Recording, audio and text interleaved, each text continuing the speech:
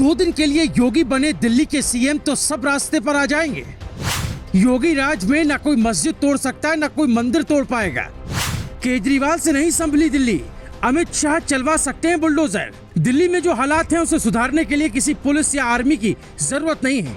उसे सुधारने के लिए चाहिए 2 महीने के लिए योगी आदित्यनाथ। 60 दिनों में योगी दिल्ली को ऐसा बना सकते हैं कि उसमें जनता तो छोड़िए, केजरीवाल भी सुकून से जी सकते हैं। केजरीवाल बेशक अधिकारी रहे हो, लेकिन उन्हें सत्ता चलाने का तरीका योगी आदित्यनाथ से सीखना चाहिए। टीवी पर हनुमान चालीसा पढ़ने वाले अरविंद केजरीवाल की सरकार में हनुमान जयंती मनाना कैसे गलत हो गया? जब शांति हो तो दिल्ली केजरीवाल की हो जाए, और जब हंगामा हो जाए तो दिल्ली मोदी की हो जाए। और जनता किसकी है ये कौन बताएगा? जनता की सुरक्षा कौन करेगा ये भी बताना चाहिए, क्योंकि दिल्ली में पिछले 2 साल में जो हो रहा है उसमें किस किस का हाथ ये आज आपको जान लेना चाहिए। और जिनको ये रिपोर्ट बहुत काल्पनिक लगती है वो कुछ सालों का इंतजार करें। दिल्ली हो या कर्नाटक, बंगाल हो या हरियाणा, सबको सुधारने के लिए एक संत को दिल्ली आना ही होगा। दिल्ली की जनता इस वक्त एक नेता का नाम बार बार ले रही है, और वो है योगी आदित्यनाथ। ऐसा क्यों, हम आपको समझाते हैं। हनुमान जयंती के दौरान कानून व्यवस्था उन्हीं राज्यों की बिगड़ी जहां योगी जैसे सख्त सीएम नहीं है। यूपी में तो रामनवमी को 800 जुलूस निकले, फिर भी किसी ने एक पत्थर नहीं मारा। ऐसा क्यों? जब व्यवस्था को धर्म के आधार पर चलाया जाएगा तो ऐसा ही होगा, और दिल्ली में ऐसा ही हुआ। शांति से रहने के लिए दिल्ली की जनता सोशल मीडिया पर योगी की मांग बार बार क्यों कर रही है? आपको कुछ समझाएं उसके पहले सुनिए दिल्ली की इनसाइड स्टोरी क्या है, वहाँ हिंसा कैसे भड़की। पहले आप इतना समझिए, दिल्ली में जो हो रहा है वो संयोग नहीं है, वो सियासत का एक नया प्रयोग है।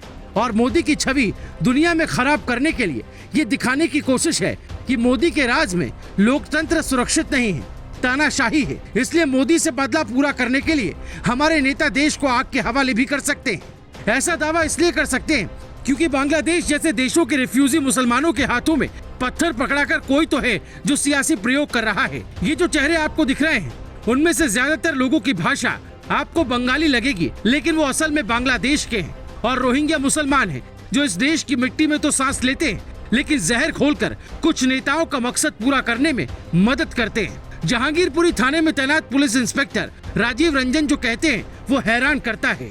शोभा यात्रा शांतिपूर्ण तरीके से चल रही थी। शाम 6 बजे जब ये शोभा यात्रा सी ब्लॉक जामा मस्जिद के पास पहुंची तो अंसार नाम का एक शख्स अपने 4-5 अन्य लोगों के साथ वहां पहुंचा और शोभा यात्रा में शामिल लोगों से बहस करने लगा। बहस ज्यादा बढ़ने के कारण दोनों पक्षों में पथराव शुरू हो गया।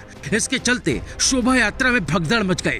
हिंसा के बाद दिल्ली पुलिस ने 14 आरोपियों को उठाया, जिनमें से ज्यादातर की जांच करवाई जाए तो पता चलेगा वो हमारे देश के हैं ही नहीं। ऐसा करके वो भारतीय मुसलमानों को भड़काने और बदनाम करने का काम कर रहे हैं। कश्मीर के बाद भारत का नया कश्मीर दिल्ली बन रहा है। 5 सालों में कई फैक्ट ऐसे ही दावे करते हैं। कुछ सालों से जेएनयू की उठी आग सीएए एनआरसी में बदली, फिर शाहीन बाग देश विरोधियों का गढ़ बन गया। 2020 में दिल्ली में कुछ इसी तरह की साजिश को अंजाम दिया गया, तब आधी दिल्ली बर्बाद हो गई थी। हनुमान जयंती के दिन दिल्ली में जुलूस निकालना गुनाह क्यों है? क्या जुलूस पाकिस्तान में निकला था? एक नेता पीएम बनने के लिए मुसलमानों का नया मसीहा बनना चाहता है, क्या इसलिए ये प्रयोग हो रहा है? दिल्ली की घटना का अभी असली वीडियो नहीं आया है।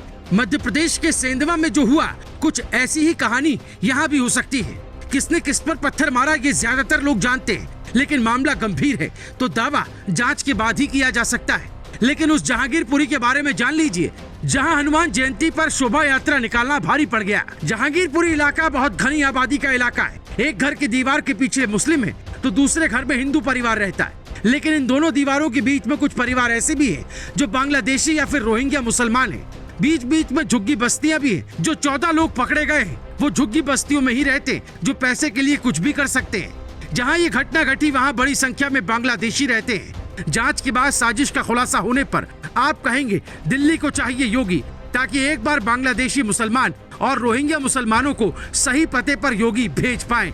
नहीं भेजा गया तो फिर टीवी पर बैठकर तमाशा देखते रहेंगे।